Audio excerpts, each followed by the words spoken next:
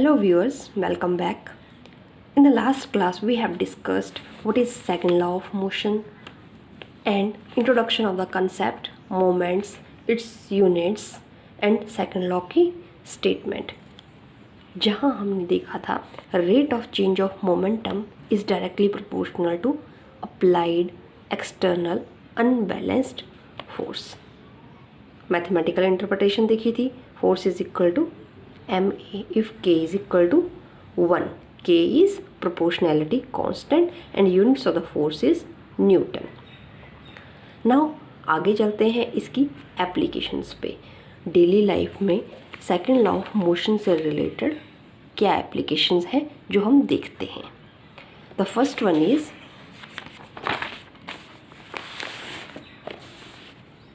Catching a fast moving cricket ball. Cricket match सबने देखा होगा, ठीक है. जब बॉल फील्डर की तरफ आती है और वो कैच लेता है, ठीक है, इस तरह से बॉल आ रही है और फील्डर रेडी है, तो कैच लेते लेते वो अपने हैंड्स को पीछे की ओर करता है. तो ऐसा क्यों, ये किस रीज़न पे बेस्ड है? This is based on the second law of motion. Fielder को ऐसा क्यों करना पड़ता है? देखिए, बॉल यहाँ पे आ रही है, थोड़ा सा हैंड्स पीछे करने से वो क्या कर रहा है, टाइम को इंक्रीज़ कर रहा है. बॉल की स्पीड क्या है? This is very fast moving ball, इसकी speed is very very high. So इस तरह से हैंड्स पीछे ले जाके फील्डर इसकी स्पीड को रिड्यूस कर रहा है 0 होने तक.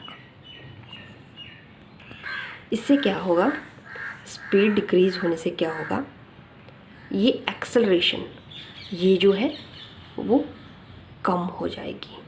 एक्सेलरेशन कम हो जाएगी तो फोर्स ऑटोमेटिकली कम हो जाएगी.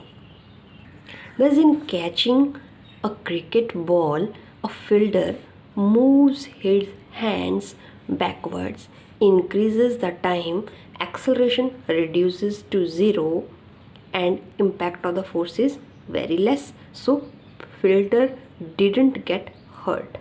तो उसको चोट नहीं लगती है. ऐसा करके वो टाइम को इंक्रीज़ करता है और उसकी एक्सेलरेशन ताकि वो 0 हो जाए. अब इसी सिचुएशन को कुछ इस तरह से देखा जाए कि एकदम से कैच कर ले तो क्या होगा, ball is in very high speed, एकदम से हैंड्स में आते ही क्या होगा, ये इम्पैक्ट जो है वो ज़्यादा क्रिएट करेगी क्योंकि टाइम इंटरवल क्या था, कम था. टाइम इंटरवल कम होगा तो फोर्स जो होगी वो ज़्यादा लगेगी and this fielder may gate hurt. This is the reason. Second application is in a high jump athletes are made to fall. या तो बहुत सारी सैंड इकट्ठी की गई होती है जिसे हम बोलते हैं सैंड बेड या फिर कुशन्ड बेड. कुशन बेड पे उसको फॉल करवाया जाता है. ऐसा क्यों? क्योंकि वो हाई स्पीड से आ रहा है. एथलीट्स जब जंप करता है और जैसे ही वो फॉल करेगा, अगर सैंड बेड या कुशन बेड नहीं होगा तो वो बहुत ही कम इंटरवल ऑफ टाइम में फॉल कर जाएगा, जैसा कि कैच के केस में था. तो फोर्स ज़्यादा एग्जर्ट होगी और उसे चोट लग सकती है. वहीं जब उसका फॉल करवाया जाता है सैंड बेड पे या कुशन बेड पे तो उसके इंटरवल ऑफ टाइम को इंक्रीज़ किया जा रहा है, ठीक है. This increases the rate of change of momentum, जिससे कि क्या हो रहा है, इसका rate of change of momentum जो है वो इंक्रीज़ होता है और फोर्स जो लगेगी वो कम लगेगी और उसको हर्ट नहीं होगा. In case of high jump, so athletes are made to fall on a sand bed या फिर कुशन बेड. इसी तरह का केस हमने देखा है in case of karate player breaks, या फिर आइस स्लैब होगी उसको ब्रेक कर देता है, या फिर वो पाइल्स ऑफ टाइल्स होगी, ठीक है, बहुत सारे टाइल्स होंगी, उनको भी एक सिंगल ब्लो में वो ब्रेक कर सकता है। ऐसा क्यों? अब जो प्लेयर का हैंड है उसका मास, इसमें भी मोमेंटम वर्क करता है, ठीक है। But is momentum is P is equal to mv। अब यहाँ पे mass of the hands of karate player is very very low, तो किसे इंक्रीज करना पड़ेगा?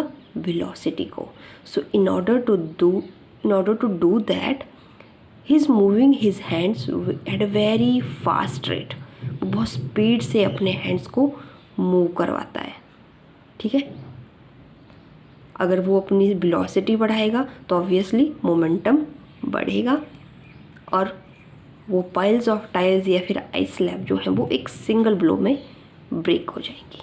That is the reason why karate player breaks ice slab या फिर piles of tiles in single blow. तो बेसिकली सेकंड लॉ तक आते आते क्या इम्पॉर्टेंट हो जाता है? फर्स्टली इसकी स्टेटमेंट, देन इसकी मैथमेटिकल इंटरप्रिटेशन या फिर इसकी एप्लीकेशंस, ठीक है। I hope this topic is clear to you. Thanks for watching. मिलते हैं नेक्स्ट वीडियो में।